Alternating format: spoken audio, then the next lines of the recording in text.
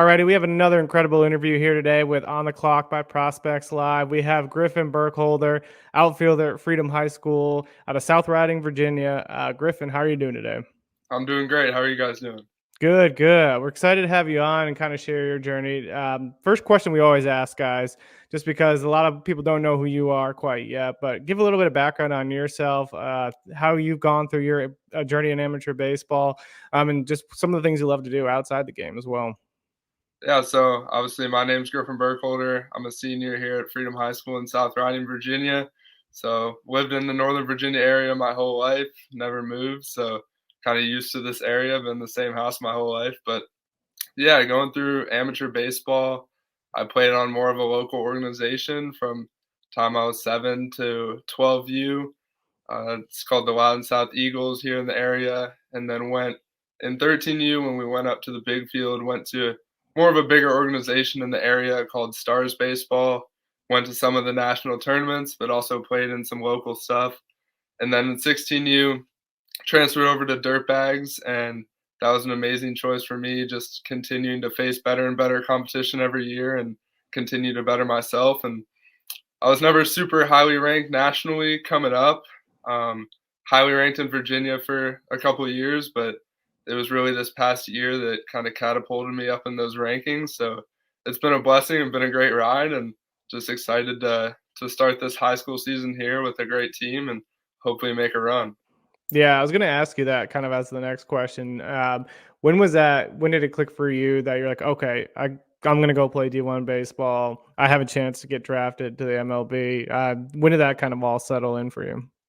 So with committing to play in college, I committed pretty early. I committed back in my freshman year, kind of in the beginning part of that year. So I always knew that that was my goal. I wanted to go play Division 1 baseball, and I was really going to do whatever it took to reach that goal. And the opportunity arose, and I took it with West Virginia, and they've been great to me before I committed, since I've been committed, staying in touch and everything. So they've been great, and yeah, with being able to kind of realize that hey, it might be a chance to get drafted here in this coming draft.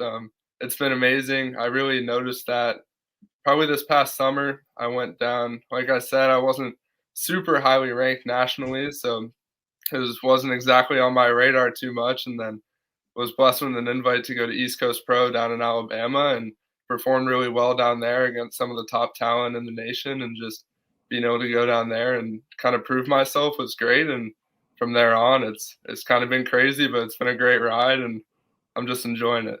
Yeah, I love it. So you mentioned that you committed to West Virginia. What went into that decision? Was it kind of talking with family or wanting to stay kind of close to home? What went into that decision for you?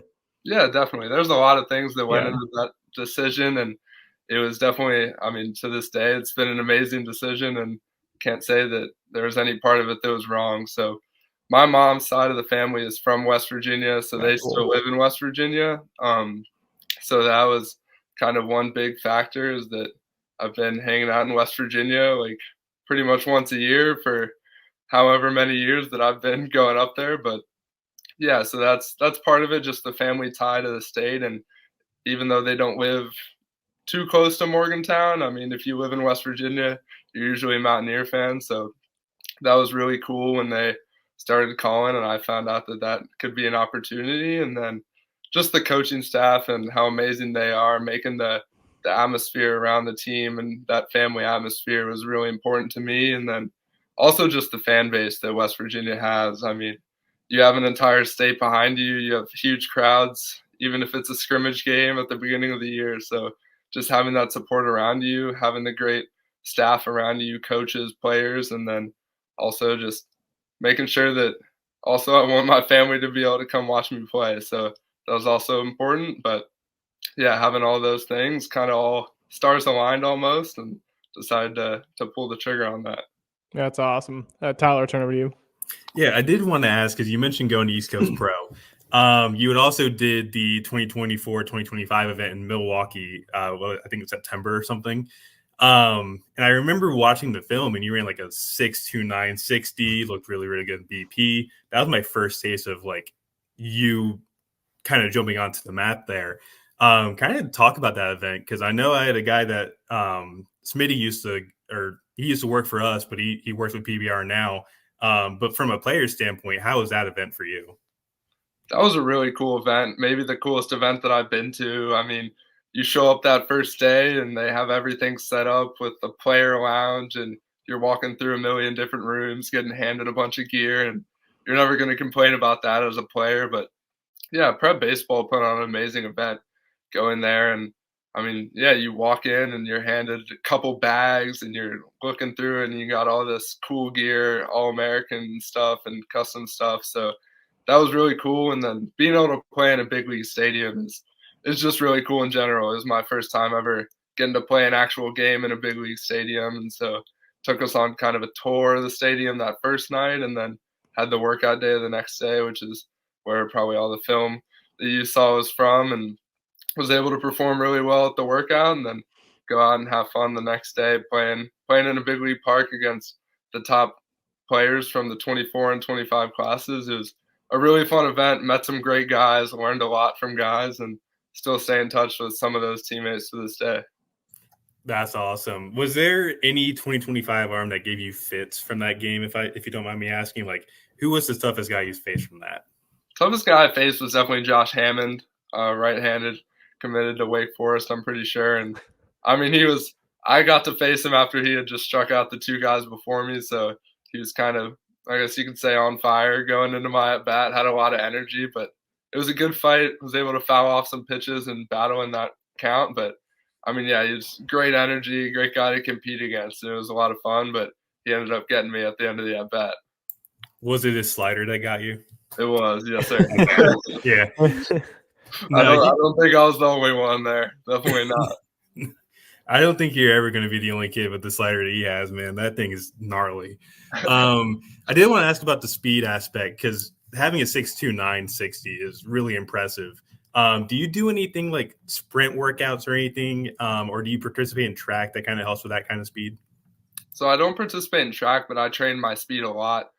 Ever since my freshman year, really the first time I ran a 60, I was kind of like, oh, this is something that I'm good at. Speed is kind of a big part of my game. So kind of took it from there and ran with it, which is ironic. But yeah, I train my speed 3 times a week. So I'm running hill sprints. I'm doing sled work. I'm doing short sprints for those first couple steps. I'm doing longer tempo runs so that I can run longer distances, whether it's tracking a fly ball down in a game or running a 60 in an event like that. So I focus a lot on my speed along with power and all of that in the weight room. But yeah, speed is definitely really important to me in my game, and a point where I can kind of take an advantage over teams and over pitchers and kind of almost rattle a pitcher by them just knowing that I'm on base. So being able to take those little advantages is really important.